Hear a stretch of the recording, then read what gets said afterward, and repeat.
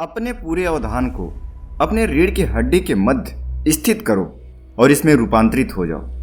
दोस्तों, ध्यान के इस सूत्र के लिए, ध्यान की इस विधि के लिए तुम्हें अपनी आंखें बंद कर लेनी चाहिए और अपने रीढ़ की हड्डी को देखना चाहिए, देखने का भाव करना चाहिए।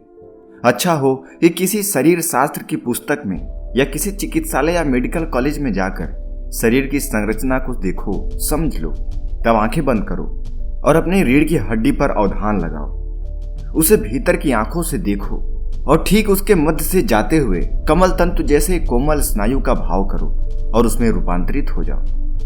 दोस्तों, ध्यान करने की यह जबरदस्त विधि है। यह विधि आपके अंदर आपके सभी चक्रों को एक्टिवेट कर देती है। यदि आप प्रतिदिन इसका ध्यान करते हैं तो आपके अंदर शारीरिक रूप से, मानसिक रूप से और आध्यात्मिक रूप से तीनों तरीके से ही बदलाव आने शुरू हो जाते हैं। अगर संभव हो, रीढ़ की हड्डी पर अवधान को एकाग्र करो और तब भीतर से, मध्य से जाते हुए कमल तंतु जैसे स्नायु पर एकाग्र हो जाओ और यही एकाग्रता तुम्हें तुम्हारे केंद्र पर आरूढ़ कर देगी, तुम्हारा ध्यान एकाग्रचित्त कर देगी।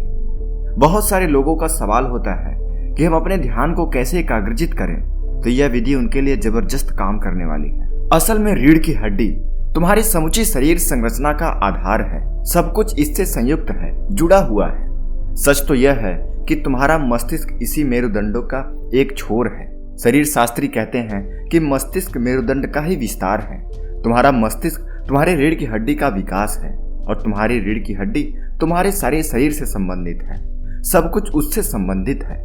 यही कारण है कि उसे रीढ़ कहते हैं, यानी आधार कहते हैं। इस रीढ़ के अंदर एक तंतु जैसी चीज है, लेकिन शरीर शास्त्री इसके संबंध में कुछ नहीं कह सकते। इस मेरुदंड में, इसके ठीक मध्य में एक रज तंतु है, एक बहुत कोमल नाजुक स्नायु है। शारीरिक अर्थ में वह स्नायु भी नहीं है। तुम उसे काट पीट नहीं सकते, निकाल नहीं सकते, वह वहां मिलेगा ही नहीं। लेकिन गहरे ध्यान में यह देखा जाता है, यह है कि यह आपकी रीढ़ की हड्डी में मौजूद है, लेकिन वह अपदार्थ है, अवस्तु है। वह पदार्थ नहीं है, बल्कि वह ऊर्जा है। और यथार्थतः तुम्हारे रीढ़ की हड्डी की वही ऊर्जा तुम्हारा जीवन है।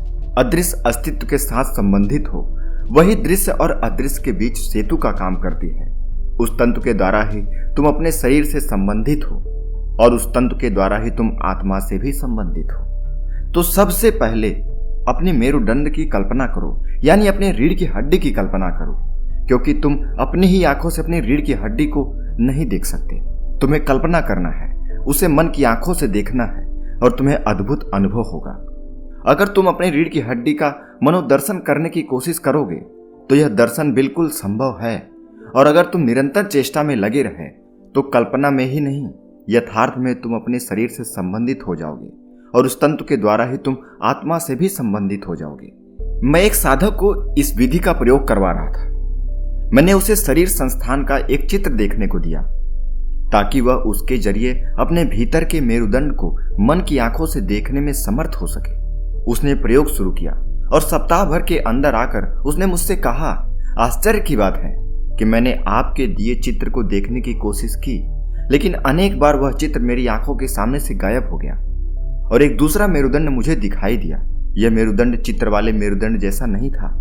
मैंने उस साधक को कहा कि अब तुम सही रास्ते पर हो। अब चित्र को बिल्कुल भूल जाओ और उस मेरुदंड को देखा करो जो तुम्हारे लिए दृश्य हुआ है। दोस्तों, मनुष्य भीतर से अपने शरीर संस्थान को देख सकता है। बस दिक्कत यह है कि वह इसको कभी देखने की कोशिश नहीं करता, क्योंकि वह दृश्य डरावना हो सकता है। जब तुम्हें तुम्हारे रक्त, मांस और अस्थि पंजर दिखाई पड़ेंगे तो तुम भयभीत हो जाओगे। इसलिए हमने अपने मन को भीतर देखने के लिए बिल्कुल रोक रखा है। हम अपने मन के भीतर देखते ही नहीं हैं। हम भी अपने शरीर को उसी तरह बाहर से देखते हैं जैसे दूसरे लोग हमें देख रहे हैं। हम अपने शरीर को अपने अंदर से कुछ अलग तरीके से देख सकते हैं। वह वैसा ही है जैसे तुम इस कमरे को इसके बाहर जाकर देखो। तुम सिर्फ इसकी बाहरी दीवार को देखोगे। तुम भीतर आ जाओ और देखो, अब तुम्हें भीतर की दीवारें दिखेंगी। तुम तो सिर्फ बाहर से अपने शरीर को इस तरह देखते हो जिस तरह कोई दूसरा आदमी उसे देखता हो। भीतर से तुमने अपने शरीर को देखा कहाँ है? भारतीय योग की पुस्तकें शरीर के संबंध में ऐसी बातें बताती हैं जो नए वैज्ञानिक शोध से हूबहू सही है, लेकिन विज्ञान यह समझने में असमर्थ है कि योग को इनका पता कैसे चला। वह इन्हें कैसे जान सका?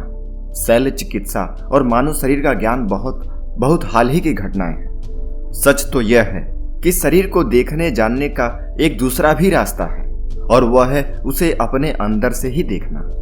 अगर तुम भीतर एकाग्र हो सको तो तुम अचानक अंदरूनी शरीर को, अपने भीतर के रेखा चित्र को देखने लग जाओगे। यह विधि उन लोगों के लिए उपयोगी है जो शरीर से जुड़े हुए हैं। अगर तुम भौतिकवादी हो, अगर तुम सोचते हो कि तुम शरीर के अतिरिक्त और कुछ नहीं हो, तो यह विधि तुम्हारे बहुत काम की होगी। तंत्र या योग की पुरानी परंपराओं में वे सभी अनेक तरह की हड्डियों का उपयोग करते थे। अभी भी तांत्रिक अपने पास कोई न कोई हड्डी या खोपड़ी रखता है। दरअसल वह भीतर से एकाग्र साधने का उपाय है। पहले वह उस खोपड़ी पर एकाग्र साधता है, फिर आंखें बंद करता है और अपनी खोपड़ी का ध्यान करता है। वह बाहर की खोपड़ी की कल्पना भीतर करता जाता है और इस तरह धीरे धीरे अपनी खोपड़ी की प्रतीति उससे होने लगती है, उसकी चेतना केंद्रित होने लगती है। वह बाहरी खोपड़ी, उसका मनोदर्शन, उस पर ध्यान सब उपाय है। और अगर तुम एक बार अपने भीतर केंद्रभूत हो गए तो तुम अपने अंगूठे से सिर तक यात्रा कर सकते हो। तुम भीतर चलो, वहां एक बड़ा ब्रह्मांड है। तुम्हारा छोटा शरीर एक बड़ा ब्रह्मांड है। एक बार इसे अंदर जाकर देखना शुरू तो करो, अपने शरीर से जुड़ने की कोशिश तो करो। बाहर की दुनिया तुमने बहुत देख ली। जो बाहर है वो तुम्हारे अंदर भी है, उससे बड़ा है, उससे ज्यादा है, उससे ज्यादा शक्तिशाली है। लेकिन एक बार अपने अंदर मुड़कर तो देखो।